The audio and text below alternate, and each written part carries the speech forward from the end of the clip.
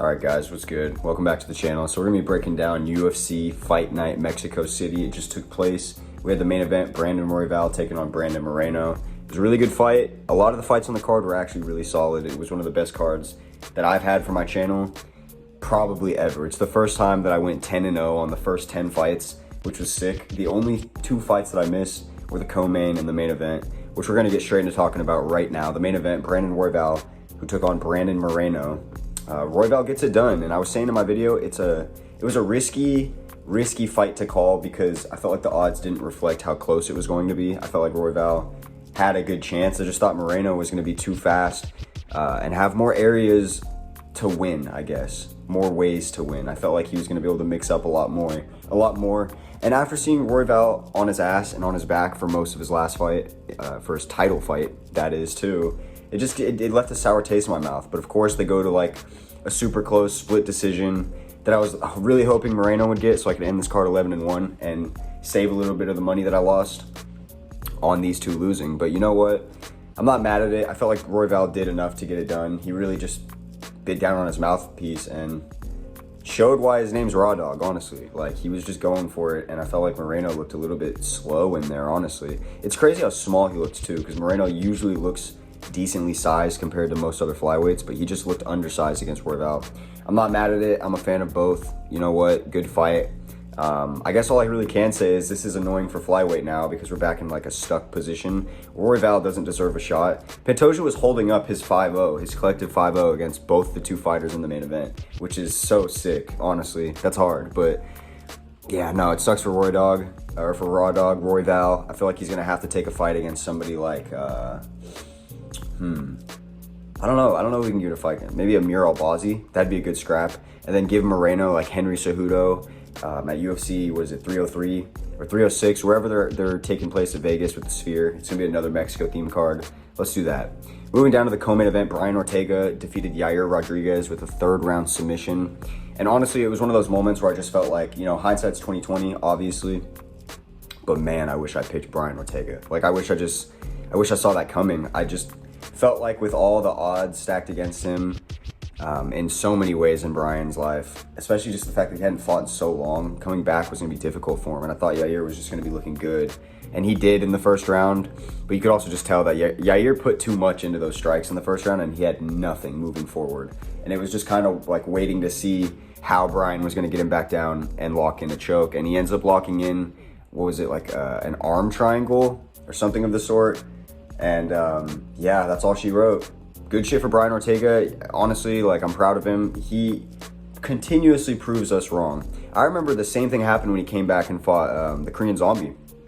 I picked Korean Zombie. Many other creators or just people in the space picked Korean Zombie. And Brian Ortega looked like T-City 2.0. So he's done this before. The only thing is, I feel like we're about to continue the tradition of having the newly crowned featherweight champion beat the shit out of T-City. You know, Max Holloway did it. Volk did it. It seems like Topuria is going to be next because T-City has such a big name.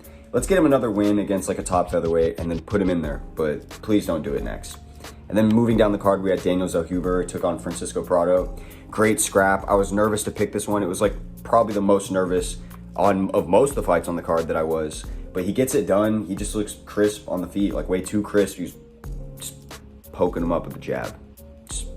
Obliterating him with a jab. I guess there's not much else to say. Prado is a dog. There's a cool moment from his coach at one point. He said, "You don't need your eyes," or that's what we thought he said. He actually said, "You don't need your eyes you don't need your eyes in the pocket, and that's where you should be fighting. Get into the pocket. You only need your eyes at range," and that makes a lot of sense. But everyone took it as he was saying, "You don't need your eyes," like just like it was some hardcore shit. But it was really just the translator wasn't locked in. He was tweaking. So is what it is. Daniel Zellhuber gets it done though, and he looked great. I trusted a lot of these Mexican prospects, and a lot of them got it done, which was great. Yasmin Uruguay, she got it done against Sam Hughes. Manuel Torres got it done. Christian Quinones didn't get it done, but I picked Johnny Barcelos. What else? Jesus Aguilar, he gets it done. This is a controversial one. A lot of people feel like Mateus Mendoza got it done. There was a couple fights on this card where I was like, damn, I think I lost it. And then the judges would just save me Felipe Dos Santos versus Victor Moreno was the first one where I was just thinking like, the streak's over already. Like, second fight of the night and we're already screwed. Nope. Dennis Bondar comes in, third fight. I was thinking he's looking crisp. He's landing those overhands right on Ronaldo Rodriguez's face, and it just seems like he has no defense. Nope. Ronaldo Rodriguez decides he's just going to be a dog and muscle through and end up getting a rear naked choke at like the last second of the second round. Fares Saham kind of seemed like he might just be a little too weak for lightweight, honestly, like too physically weak. He looked more skilled than Puelles, but Puelles would just find ways to the ground, and it was making it nerve-wracking. But then again, Fares Saham wins a split decision. Edgar Cairez, that one was kind of a lock. Like, I knew that one was good. So at this point, we're 5-0 up the card. We get to Jesus Aguilar. I kind of thought he might have lost to Mateus, but maybe the judges would be based and really just count all the damage and not care about the takedown and ground control. And they were, and they gave it to Jesus Aguilar. Raoni Barcelos and Christian Quinones starts, and I'm thinking, okay, this fight ends and I can go perfect on the prelims. And Christian Quinones was just looking the best he's looked in the UFC thus far. But Raoni is a dog. And like at one point, Christian rocks Raoni. Raoni's falling back, and he lands like a counter hook, and it drops Christian. And then he, finds his way to the rear naked choke, which was just so clean of him. Manuel Torres comes out. I'm a little nervous with Chris Duncan because he hadn't lost in the UFC yet. Manuel just looks like a straight killer. Comes out, lands good strikes, finds his way to a submission with a rear naked choke. It was such a good card for picks.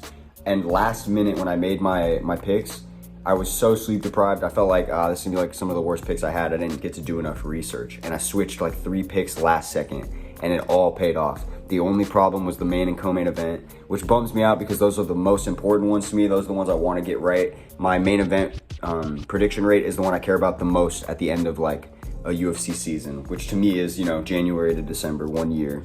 So the 2024 season is looking good so far. We've got a solid record.